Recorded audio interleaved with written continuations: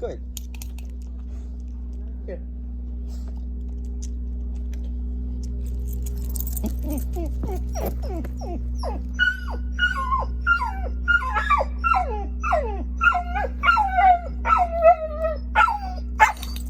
Good. And what do you do for that? No, thank you. Good job.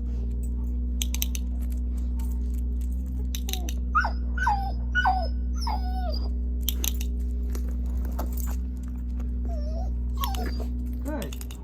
Good job. Now what I do is I have him look over there, I click it, and then I reward him for returning back.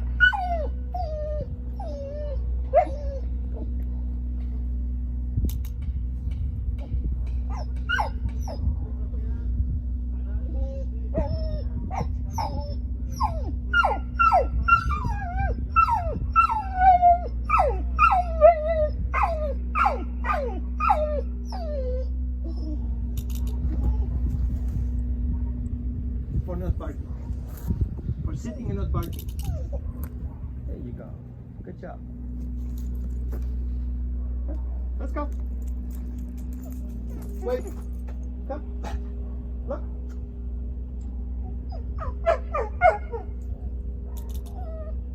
I need to get him a harness, huh? Yeah. Yeah.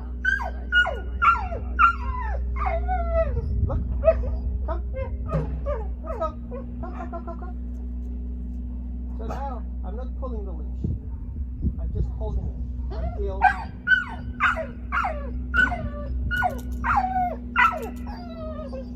Good.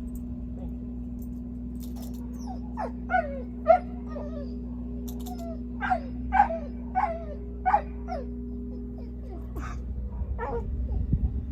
It's funny that he'll stop to take the treat. Yeah, which is good. Yeah. Good job. Let's go.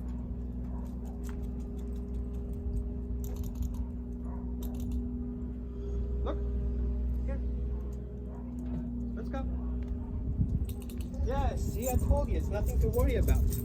There you go. You want to try it again? Good. And sit. Yes, good job. Let's go. Wait. Come. Come. Over here. So I proved him wrong. That he thought that's a real dog, Yeah. and then he's not. So does he know it's not real now? Kind of, sort of. Okay. Ready? Let's go.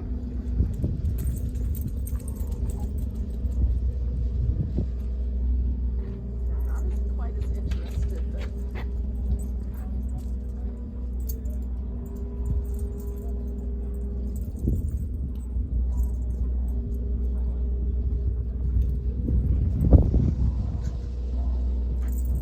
You see the hackles up here? yeah.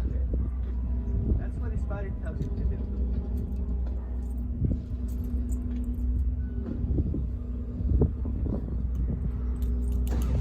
Right, let's go. Come. That was stage one. Good. Here you go. You can take her inside. Him inside. I'm gonna take Sandy away so I don't Take get a him ticket inside. for having the dog running loose.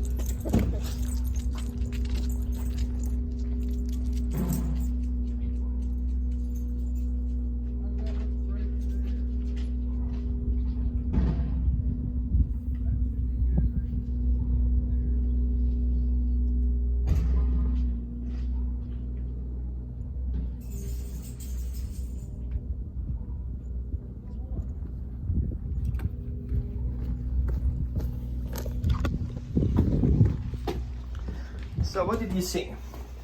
Well, I'm not really sure. I can't believe he thought that was a real dog. I thought that they would sense that, but apparently not. I can see that he's very food driven. Right. Like, it's And like he will stop. He doesn't for want to food. kill the dog. You can No, pick him up I first. don't think he. Yeah, and of course I'm afraid because a lot of times people, even though he's short, Yeah. they can see that he has bully in him. And Yeah. I am oversensitive to that, I think. Yeah. I feel I can. Did you do a DNA test? No, Okay. I've thought about it. Okay, why would you say he's a bully? Because Well, I see a black-mouthed cur in him. A what? A black-mouthed cur. I never even heard of that. It's a hunting dog. Oh, okay. Actually, he was bred to join pioneers in the discovery of America. Oh, okay. They were good hunters. They will hunt squirrels, bunnies, whatever small is out there, and wouldn't consume a lot of food, and they would be able to hold pace with a horse. Okay. So, Well, I've just always had guess Corgi Pickle or Corgi Staffy. yeah, I don't think, he doesn't have a stuffy face. But I can be wrong. His black ears and his black mouth, kind of, I would say, more black mouth cur. Oh, mix. okay. But the DNA will help you a lot because you will see all the breed traits Okay. and all the difficulties that each breed has from a genetic and from health perspective. Okay, I'll get that done then. Yeah, right? That was stressful out there, right? He also, I think he has a little bit of herding Yeah. in him, because sometimes when I'm walking just like at the store when I'm walking to go like out to the back, we have like a little yard and that's like his yard. He gets excited and he'll like kind of trot next to me and he'll nudge me. And I don't know if it's excitement or He's very expressive and it's all different gestures. So he's a talker. He talks a lot. Yeah, he does. I feel if he would learn how to speak languages, he would be a very great translator doing all this stuff. Okay, so we have a plan of action. The good thing is he's not as reactive as I thought he would be, so that will be easy. We can even work at the shop. Okay. He spends a lot of his time there. Yeah. At the store, he used to roam free. Our other dog roamed free because he didn't have an aggressive. Well, I still don't think he's aggressive. But, no, he can be intimidating. It's mostly men that come into our store because it's an industrial supply hardware. Okay. But every once in a while, a male will come in, a man, and he's afraid of him. He'll bark and come running to me. If we would consider that he come from a rescue. Yeah. And PTSD works similar with triggers. Yeah, this person may eventually assemble the person that he had dealt with. And if you can remember what kind of type of person he responds to, is it an outfit? Is it a look? Well, people thought it was the way he dressed, because this guy always comes in black. The one person that I know that comes in a lot, and he says that Milo used to like him. So I thought that was interesting. And then little boys is another trigger for him. Okay. We have an employee that has a little boy that kind of came on too strong to him. He was sleeping and he came out, Milo! And he jumped up and he got scared. Got very scared. And now anytime he hears a little boy voice in the store, he doesn't have to see him. And same with certain males, he reacts. So he remembers. He's a good memory. Mr. Elephant. Okay. Good. So I'm going to give you some homework. Okay. The homework will assist on two basic things. A, creating a secure attachment relationship. If that term is okay. A secure detachment relationship? No, secure attachment. Oh, okay. Secure attachment relationship, and then we're gonna work a little bit on the look exercise to get his attention. Okay. And then we will take that onto a walk and from there into the shop. Okay. Okay. What I want him to start trusting your actions and your commands. At the same time, I want you to trust and get handy with those, using them, and not falling back into old patterns. Yeah. Because he needs only one time to learn it's not the way to go, and then he will change his mind about that. So we have to be very accurate. He's very sensitive about the information that he gets, and it was very clear outside that even though he was focused on the dog, he was still paying attention to what I'm giving information in addition, and that calmed him down a lot. Yeah. Plus, he is conditioned that he's being handled a certain way, and so what you do, he already expects. So you're that in that vicious circle. We have to get you out of there. Okay. So even changing the way you use his name and the way you use his leash and your routines, we want to get away from routines and switch over to rituals. Okay. Okay. I'm very routine. I'm a routine person. Well, routine is nothing wrong, but it puts you in a trigger. If something changes in that routine, you end up at a dead end. Yeah. The ritual helps you out be more conscious of your routines. Okay. And each action has to have a feedback. If that feedback doesn't come in, then you don't proceed. It's kind of like, you know, if you have an order in, it doesn't mean that you have to proceed. If the order is not paid for, you don't proceed. Yeah. So we have those rituals all the time, we just don't use them. Yeah. Okay? And these all different versions and options of that ritual can change throughout the time depending on the situation. It's Christmas time, or it's a good client, and then you have your own judgment to that. And we want the dog to have his own judgment. And he has to make the judgment whether or not that is safe for him or not.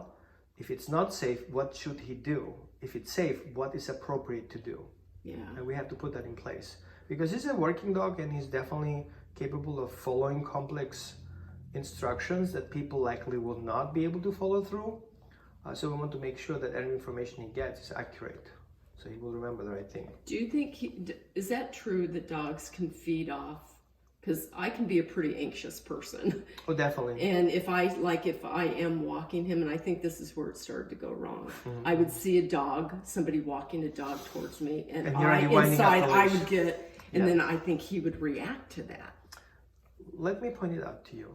It's not really you're getting anxious, is you feeling judged.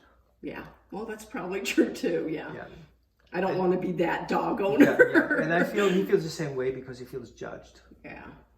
Because you're feeling a certain way he doesn't feel, then obviously we have to do whatever she wants me to do, so whatever. And that gets in the vicious circle. Believe me, there are all these people who judge have no better dogs. They just don't show it. Yeah, that's true. Yeah. I would say it's, as a dog trainer, I'm being judged a lot because I work with difficult dogs and my dogs are just a mess. Yeah. And I says, yeah, all the trainers say the same thing because they cannot fix what they have. Well, we get the not fixable dogs. Yeah. That will end up in a dead shelter. Yeah. So we just keep them because we bonded with them and we see the potential. Somewhere in there in the darkness, there's somewhere a light and we want to get that out. Yeah. Always it doesn't work, but sometimes it does. So I have dogs who have been through a lot and haven't had the chance to get where they could be because there's so much dirt on them. Yeah. And so much misery on them and so much sad. trauma on them. Yeah. That every year I discover new things like, oh, well, I didn't think of that, you know? Like I remember one of my dogs, I would open, I usually don't drink beer. I usually drink, soda cans or whatever. And I open one can, second can, everything is fine. One day I open a beer can and suddenly my dog went in panic mode. He almost broke the door. And I was like, what happened? First of all, I thought something happened outside. So it was like, and then I was like, nothing happened. The only thing I did is become conscious of what I do is basically open a beer can. And I was thinking, wait, he doesn't react just like in the soda can. Why with a beer can? Oh, and interesting. I was like, okay. It's the alcohol is the difference. So he knew it was alcohol? Yeah, well, remember the associated story of him. He was severely abused by his previous owner. Who was and probably the beer an can was alcoholic. basically a shooting range. So every time the beer guys would open a beer can, at the end he'd get a hit with a beer can. So that would trigger him, and I was like, that makes totally sense now. Okay, I got that. Yeah. I'm working on that. So now even if I open bottles, he has the same reaction. If I clean with alcohol anything that I have, he has. So it's basically the alcohol scent. trigger. Yeah. Because alcohol, because it's so light as a gas, it evaporates pretty quickly in the area. And it's very intense, and the dog picks up on that. So considering the dog can pick up 1 particle per billion, it's better than a gas alarm system, so he picks up on that. Yeah. Wow. Good. So I just wish they could talk. It's like when my kids were babies. It's we do talk, but Yeah. we are communicating with a non-verbal species, just like we would talk with a non-verbal child. Yeah. That cries and whines and yanks and throws things on the floor and does certain behaviors.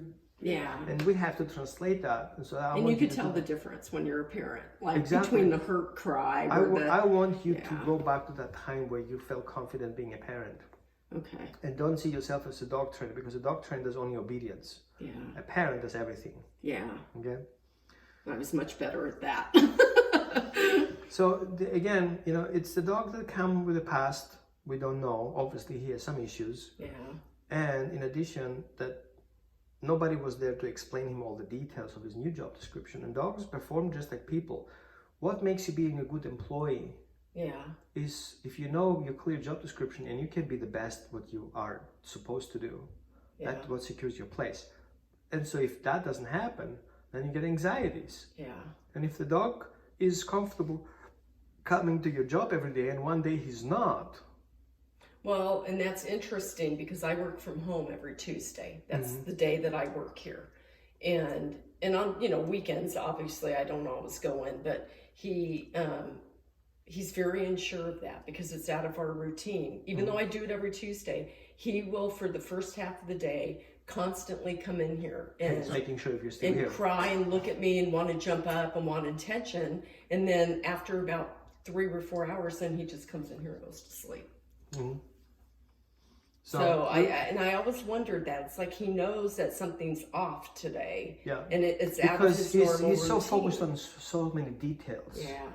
He's very detail oriented. And dogs can remember a lot. Yeah, more than a lot of people remember give credit the for. story of Odysseus with his dog? He returned after 32 years and his dog was still there waiting for him and he recognized him. Well, yeah, that's what it is. Yeah. So dogs do remember, some dogs do remember the smell, some dogs remember the energy behind that. Yeah, you read that dogs don't remember people. I think that's baloney. I don't remember people either. Well, I don't remember either. their names. Yeah. Show me their dog and I remember them. Yeah. So it's what we associate. Yeah. Right? I mean, I know people who show me the folder, I know who it is. Yeah. Is the person in front of him? He doesn't remember. If he needs to see the folder. Yeah, you need to see the dog. Right. Yeah. Okay, well, so my homework is... Your homework is, and I'm going to show it here now, Okay. the look exercise and the 2-3 exercise. Okay. Okay? So I should get a clicker, obviously. I think